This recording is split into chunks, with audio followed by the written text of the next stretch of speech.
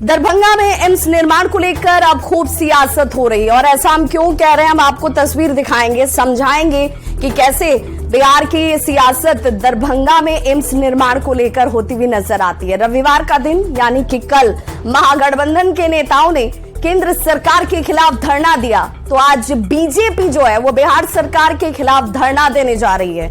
आज से दरभंगा सांसद गोपाल जी ठाकुर अनिश्चितकालीन अनशन शुरू करने वाले हैं, यानी बिहार सरकार से सही जगह पर उचित जमीन की मांग जो है वो की जाएगी। चुनाव का वक्त है, चुनावी साल है और ऐसे में मिथिला के लिए एम्स का मुद्दा बहुत बड़ा हो गया है, क्योंकि 8 साल से एम्स का निर्माण यहां अटका हुआ है। लोग इस इंतजार में हैं कि जो लोगों को मजबूरन दरभंगा से पटना का रुख करना पड़ता था, दूसरे राज्यों में जाना पड़ता था, उनके लिए ये एम्स बहुत बड़ी मांग है। गोपाल जी ठाकुर ने कहा है कि वे बिहार सरकार से 200 एकड़ जमीन, बिजली कनेक्टिविटी और रोड कनेक्टिविटी की जो मांग है वो करते हुए नजर आएंगे, ताकि केंद्र सरकार एम्स का निर्माण कराकर मिथिला को एक बड़ी सौगात दे पाए। बीजेपी का यह धरना कार्यक्रम शोभन बाईपास पंचोफ वाली जमीन पर ही होगा।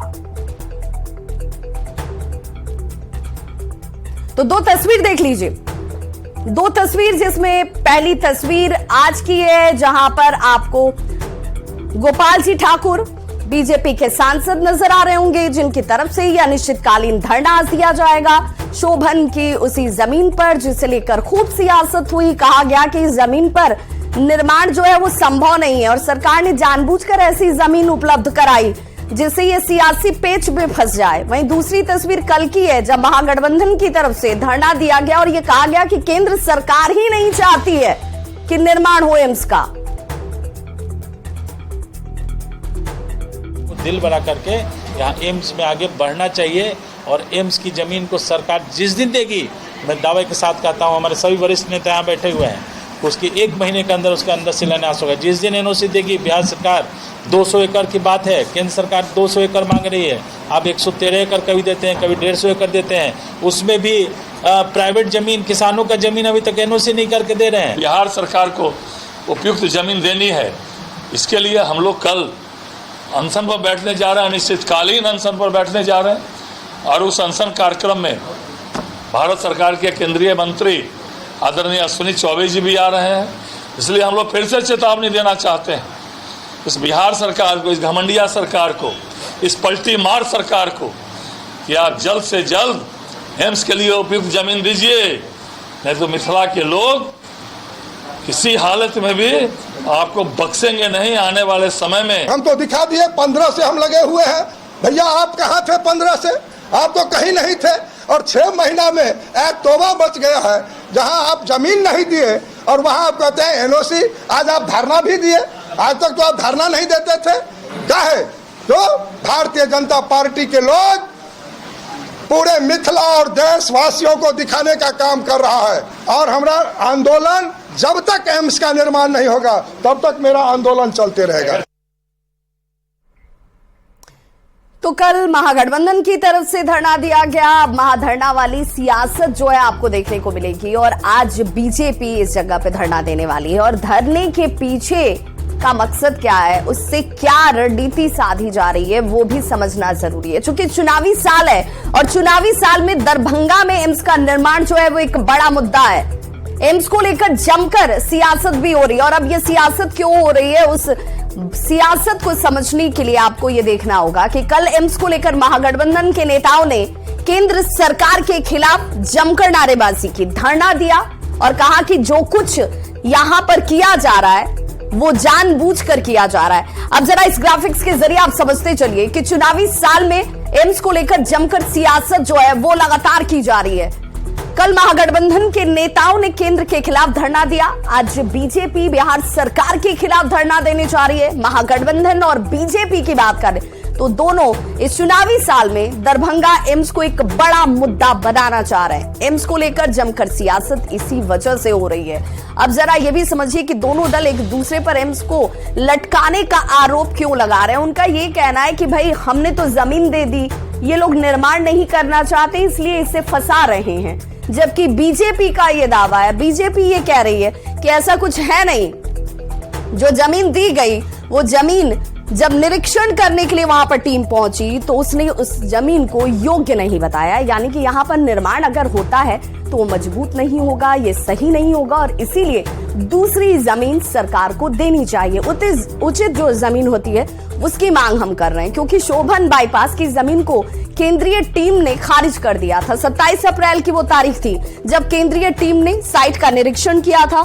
टीम ने कहा कि प्रस्तावित जो साइट है वो बहुत नीची है, गीली है, दलदली है और इसीलिए यहां पर निर्माण संभव नहीं है। एम्स बनाने में पैसे और समय दोनों की ही बर्बादी होगी और ये होना नहीं चाहिए। केंद्र सरकार का कहना है कि शोभन में दी गई जमीन काफी लो लैंड है और ऐसे में जमीन की अगर बात करें तो वहां पर भराई का जो खर्च है वो बहुत ज्यादा हो जाएगा, समय उसमें ज्यादा लग जाएगा और इसीलिए मिट्टी की गुणवत्ता और जल जमाव की समस्या भी एक बड़ी चुनौती होगी। ये तमाम तर्क जो है बीजेपी की तरफ से दिए जा रहे हैं। केंद्र ये कह रही है, केंद्रीय स्वास्थ्य मंत्रालय ने 151 एकड़ जमीन लेने से इनकार कर दिया। पहले दरभंगा एम्स के लिए टीएमसीएच के परिसर में ही 81 एकड़ जमीन अलॉट की गई थी। ये भी आपको याद होगा। दरभंगा एम्स को लेकर बीजेपी और जेडीयू के बीच काफी तनातनी देखने को मिली थी और इस मुद्दे पर डिप्टी सीएम तेजस्वी यादव और केंद्रीय स्वास्थ्य मंत्री मनसुख मांडविया के बीच ट्विटर पर वॉर भी आपको ट्वीट के जरिए नजर आया होगा। दोनों ही पार्टियां एक दूसरे पर भ्रम फैलाने का आरोप लगा रही हैं। कह रही थी कि ये भ्रम फैला रहे हैं तो उनकी तरफ से दावा किया जा रहा था कि नहीं बनाया जाना है, इसलिए दूसरे तरीके का भ्रम फैलाया जा रहा है। बीजेपी भी ये पूछ रही है कि सरकार ने 81 एकड़ जो जमीन दी थी उसे वापस आखिर क्यों ले लिया। दरभंगा एम्स का श्रेय लेने के लिए सियासत इस वक्त सबसे ज्यादा तेज नजर आती है और ऐसे में दरभंगा एम्स का मामला उलझ गया है। जनता पूछ रही है भाई कि आखिर बनाओगे या नहीं बनाओगे, हमें ये एम्स मिलेगी या नहीं मिलेगी। चिकित्सा के लिए हर साल चुनाव में आकर जो लंबे चौड़े दावे आप लोग करते हैं वो क्या जमीन पर उतरेंगे या नहीं उतरेंगे।